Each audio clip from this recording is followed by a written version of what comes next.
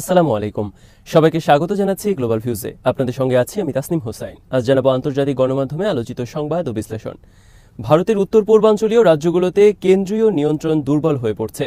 যুদ্ধক্ষেত্রের মতো drone, rocket ও অত্যাধুনিক অস্ত্রের মাধ্যমে হামলা হচ্ছে মণিপুরে। অন্য রাজ্য অরুণাচল প্রদেশের ৬০ কিলোমিটার গভীরে চীনের সেনারা ঢুকে পড়লেও ভারতীয় সেনাবাহিনীর কোনো পদক্ষেপ নেই। সেদিকে ভ্রুক্ষেপ নেই মোদী সরকারেরও। প্রধানমন্ত্রী নরেন্দ্র মোদী এখন ইসরায়েল, ইউক্রেন ও বাংলাদেশ নিয়ে ব্যস্ত বলে কটাক্ষ করছেন বিরোধীরা।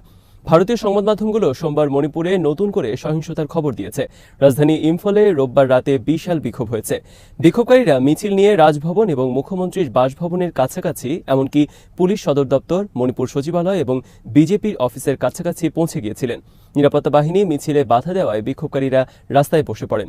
সম্প্রতি রাজ্যটির জিরিবাম ও বিষ্ণুপুর জেলায় ড্রোন ও রকেট হামলা এবং গোলাগুলিতে অন্তত ৭ জন নিহত হন। অশান্ত মণিপুর নিয়ে সরকারের উদাসীনতায় বিস্ময় প্রকাশ করেছেন কংগ্রেস নেতা অ্যানগোমচা বিমল অ্যাকুইজন। তিনি বলেন, হাস্যকরভাবে নরেন্দ্র মোদী ইউক্রেনের শান্তি প্রতিষ্ঠা নিয়ে ব্যস্ত। তিনি ইউক্রেন যেতে পারেন, কিন্তু মণিপুর আসতে পারেন না। মণিপুরের সাবেক গভর্নর আনুসুইয়া উইকে এই পরিস্থিতিতে মোদী মণিপুরে না আসায় উদ্বেগ প্রকাশ করেছেন। এমন অবস্থায় রাজ্যের আঞ্চলিক অখণ্ডতা রক্ষার আবেদন জানিয়েছেন মণিপুরের বিজেপি দলীয় মুখ্যমন্ত্রী এন বীরেন সিং। রাজ্যপাল লক্ষণ প্রসাদ আচার্যের সঙ্গে ২৪ ঘণ্টারও কম সময়ের মধ্যে দ্বিতীয়বার দেখা করে রোববার এই আর্জি জানান তিনি। এছাড়া খ্রিস্টান সংখ্যাগরিষ্ঠ কুকি জো গোষ্ঠীগুলোর রাজ্যটিতে পৃথক প্রশাসনের বিষয়ে যে দাবি জানিয়ে আসছে, সে বিষয়ে কেন্দ্রীয় সরকারকে নথি স্বীকার না করার জন্য বীরেন সিং আহ্বান জানিয়েছেন বলে জানা গেছে। ট্রিবিউন ইন্ডিয়া বলছে, শান্তি ফেরাতে রাজ্য সরকারের হাতে সর্বোচ্চ ক্ষমতা দেওয়ার দাবি জানান তিনি। একই সঙ্গে তিনি ভারতীয় কেন্দ্রীয় সরকারকেও শান্তির জন্য পদক্ষেপ নেওয়ার আহ্বান জানান। মূলত গত বছরের মে মাসে জাতিগত সংঘর্ষের পর থেকে একের পর এক সহিংসতায় নিমজ্জিত রয়েছে মণিপুর। গত ১ সেপ্টেম্বর থেকে এই সহিংসতা বেড়েছে। হিন্দু সংখ্যাগরিষ্ঠ ও বিজেপি সমর্থিত মেইতেই এবং খ্রিস্টান সংখ্যাগরিষ্ঠ কুকি সম্প্রদায় একে অপরকে লক্ষ্যবস্তু করার জন্য ড্রোন, রকেট এবং পম্পি বন্দুক ব্যবহার করার পর থেকে এই সহিংসতা বৃদ্ধি পায়। এরই মধ্যে কুকি স্টুডেন্টস অর্গানাইজেশন কেন্দ্রীয় সরকারের কাছে মেইতেই সংগঠন আরামবাই টেঙ্গল এর পাশাপাশি মেইতেই লিপুনকে বেআইনি সংগঠন হিসেবে ঘোষণা করতে বলেছে। এছাড়া কুকি জো অঞ্চলের বিরুদ্ধে রাষ্ট্র সমর্থিত সন্ত্রাস বন্ধ করার দাবি জানিয়েছেন তারা। অরুণাচল টাইমসের খবরে রোববার বলা হয়, উত্তর পূর্বাঞ্চলীয় এই রাজ্যের ৬০ কিলোমিটার ভেতরে চীনা সেনারা ঢুকে পড়লেও ভারতীয় সেনাবাহিনী নীরব। তাদের কোনো পদক্ষেপ দেখা যাচ্ছে না। স্থানীয়দের দাবি, অরুণাচলের আনজাও জেলায় চীনা সেনাদের ক্যাম্প দেখা গেছে। স্থানীয়দের বরাত দিয়ে ভারতীয় সংবাদ মাধ্যমগুলো বলেছে, আনজাও জেলার কাপাপু এলাকায় চীনের সেনাদের ক্যাম্পের খোঁজ মিলেছে। ইন্ডিয়া টুডের একটি প্রতিবেদনেও দাবি করা হয়, সপ্তাহখানেক আগে থেকেই ওই অঞ্চলে ঘাঁটি করেছে চীনের সেনারা। সংবাদ মাধ্যমটি পরে সেই প্রতিবেদন মুছে ফেলে। চীনের এই ক্যাম্পটি ম্যাকমোহন লাইন থেকে ভারতের ৬০ কিলোমিটার ভেতরে হাদিগ্রা পাসের কাছে অবস্থিত। আগেও বহুবার ভারতীয় ভূখণ্ডে চীনা অনুপ্রবেশের কথা প্রকাশ্যে এসেছে। ২০২২ সালের অগাস্টে হাদিগ্রা লেকের কাছে পরিকাঠামো উন্নয়নের তদারকি করতে দেখা গেছে চীনা সেনাদের। ২০২০ সালে সীমান্ত পাড়ি দিয়ে চীনের সেনা ভারতের দিবাং উপত্যকা জেলায় ভারতীয় ভূখণ্ডে প্রবেশ করেছিল। ২০১৯ সালে ভারতীয় ভূখণ্ডের প্রায় ৪০ কিলোমিটার ভেতরে ডইমরু নালার উপর একটি কাঠের সেতু নির্মাণ করেছিল চীনা সেনারা। আল মায়াদিন জানিয়েছে, ফিলিস্তিনের পশ্চিম তীর ও জর্ডান সীমান্তের একটি ক্রসিংয়ে বন্দুকধারীর গুলিতে ৩ ইসরায়েলি নিরাপত্তা কর্মকর্তা নিহত হয়েছেন। ইসরায়েলি প্রতিরক্ষা বাহিনী এক বিবৃতিতে বলেছে, হামলাকারী রোববার সকালে জর্ডানের আল কারামে শহর থেকে একটি ট্রাকে করে অ্যালেনবি সেতু ক্রসিংয়ে এসে নিরাপত্তা কর্মকর্তাদের লক্ষ্য করে গুলিবর্ষণ করেন। বিবৃতিতে বলা হয়, ইসরায়েলের নিরাপত্তা বাহিনীর সদস্যরা বন্দুকধারীকে গুলি করে হত্যা করেছেন। ইসরায়েল নিয়ন্ত্রিত এমন একটি জায়গায় ঘটনাটি ঘটেছে, যেখানে জর্ডানের ট্রাকগুলো মালামাল খালাস করে।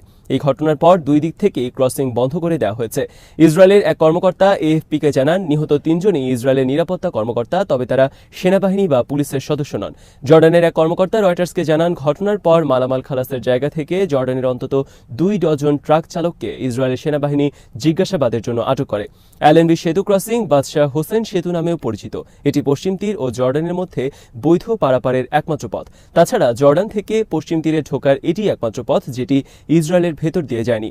এই ঘটনার পর ইসরায়েলের প্রধানমন্ত্রী নেতানিয়াহু রোববার এটিকে ইসরায়েলের জন্য একটি কঠিন দিন বলে আখ্যায়িত করেন। হামাস হামলার দায় স্বীকার করেনি, তবে এটিকে গাজা ও পশ্চিম তীরে ইসরায়েলি বর্বরতার প্রাকৃতিক জবাব হিসেবে বর্ণনা করেছেন তারা। ফিলিস্তিনের স্বাস্থ্য মন্ত্রণালয়ের তথ্যমতে গত 7 অক্টোবর ইসরায়েলে হামাসের অভিযানের পর থেকে পশ্চিম তীরে এখনো পর্যন্ত 6 শতাধিক ফিলিস্তিনি প্রাণ হারিয়েছেন। গাজায় নিহত হয়েছেন 40,972 ফিলিস্তিনি। হামাসের সামরিক শাখা আল কাসাম ব্রিগেডসের মুখপাত্র আবু উবাইদা রোববার এক বিবৃতিতে কারামে সীমান্ত ক্রসিংয়ে নিহত জর্ডানিয়ান মাহের আল জাজির হামলাকে বীরত্বপূর্ণ এবং ব্যতিক্রমী আখ্যা দিয়ে এর প্রশংসা করেছেন। তিনি মাহের আল জাজিকে আল আকসা ফ্লাড অভিযানের অন্যতম নায়ক হিসেবে উল্লেখ করেন। কাসামের মুখপাত্র বলেন, ফিলিস্তিনি জনগণের প্রতিরক্ষায় জর্ডানের এই বীরের হ্যান্ডগান একটি বৃহৎ সেনাবাহিনী এবং সামরিক অস্ত্রাগারের চেয়ে বেশি কার্যকর প্রমাণিত হয়েছে। এ সময় তিনি আরব দেশগুলোর প্রতি ইঙ্গিত করে বলেন, 11 মাস ধরে ইসরায়েলি গণহত্যায় চুপ থেকে তারা গাজার সঙ্গে প্রতারণা করেন। আবু উবাইদা উল্লেখ করেন, এই অভিযানের মাধ্যমে আল আকসা ফ্লাড অভিযানের প্রতি মুসলিম উম্মার বিবেকের তাড়না প্রতিফলিত হয়েছে। এই অভিযান আভাস দিয়েছে মুসলিম উম্মার নায়কদের হাতে ইহুদিবাদী সত্তার পতন অনিবার্য। ফিলিস্তিন পিপলস ফ্রন্ট এই অভিযানকে দখলদার ইসরায়েলের জন্য একটি বেদনাদায়ক চপেটাঘাত বলে মন্তব্য করেছে। ফ্রন্টের এক বিবৃতিতে বলা হয়, ইসরায়েলের অপরাধের বিরুদ্ধে জর্ডানের এক যুবকের এই অভিযান ছিল একটি শক্তিশালী এবং জ্বলন্ত বার্তা। প্যালেস্টাইন ক্রনিকল জানিয়েছে, পশ্চিম তীরের জেনিনে বিভিন্ন ফ্রন্টে ইসরায়েলি বাহিনীর বিরুদ্ধে প্রচণ্ড লড়াই করেছেন ফিলিস্তিনি যোদ্ধারা। রোববার দখলদার সেনাদল এবং তাদের সামরিক যানগুলোর উপর মুহুর্মুহু রকেট এবং এক্সপ্লোসিভ ডিভাইসের বিস্ফোরণ ঘটায় ইসলামী জিহাদের আল কুদস ব্রিগেডস। কুদসের এক বিবৃতিতে বলা হয়, দখলদার সেনারা হাইফা স্ট্রিটে জেনিন শহরের প্রবেশদ্বার অতিক্রম করার সময় আমাদের সিলাত আল হারিথিয়া গ্রুপ সেনাদলের বিরুদ্ধে তীব্র লড়াইয়ে অবতীর্ণ হয়। এ সময় শত্রুদের উপর বৃষ্টির মতো বুলেট বর্ষণ করা হয় এবং এক্সপ্লোসিভ ডিভাইসের বিস্ফোরণ ঘটানো হয়। ফিলিস্তিনিদের সমর্থনে লেবাননের প্রতিরোধ আন্দোলন হিজবুল্লাহ রোববার উত্তর ইসরায়েলের বিভিন্ন সামরিক অবস্থানে হামলা চালিয়েছে। এদিন কিরিয়াত শমনা বসতিতে 2 দফায় বিপুল পরিমাণ ফালাক রকেট নিক্ষেপ করেন তারা। এ সময় শামির বসতিতে কয়েক দফা কাতিউশা রকেটের ব্যারেজ নিক্ষেপ করা হয়। এদিন তাদের অ্যাটাক ড্রোনের আঘাতে মালিকিয়া সাইটের নজরদারি যন্ত্রপাতি ধ্বংস করা হয়। নাম গোপন রাখা অস্ত্রের আঘাতে ধ্বংস করা হয় রুইসাদ আল আলেম স্থাপিত নজরদারি সরঞ্জাম। এরপর অ্যাটাক ড্রোনের একটি ঝাঁক পাঠানো হয় রাস আল নাকুরা নেভাল সাইটে। সেনা কর্মকর্তা এবং সদস্যদের টার্গেট করে চালানো এই হামলা লক্ষ্যবস্তুতে নিখুঁতভাবে আঘাত হানে। হিজবুল্লাহর তরফে জানানো হয়, রোববার আর্টিলারি শেলের মাধ্যমে আবু দাজাজ মালভূমিতে জড়ো হওয়া ইসরায়েলি সেনাদের উপর আঘাত করেন তাদের যোদ্ধারা। এরপর অ্যাটাক ড্রোনের কয়েকটি স্কোয়াড ড্রোনের মাধ্যমে জাউরায় দখলদারদের আর্টিলারি ড্রোন, আয়রন ডোম সিস্টেম এবং সেনা অবস্থানগুলোতে হামলা চালানো হয়। এতে সেনাদের মধ্যে প্রাণহানির ঘটনা ঘটে বলে নিশ্চিত করেছে হিজবুল্লাহ। লেবানিজ যোদ্ধারা দিনের সর্বশেষ হামলা চালান সামাকা সাইটে। রকেট অস্ত্রের মাধ্যমে পরিচালিত হামলার সাইটটি সরাসরি আক্রান্ত হয়।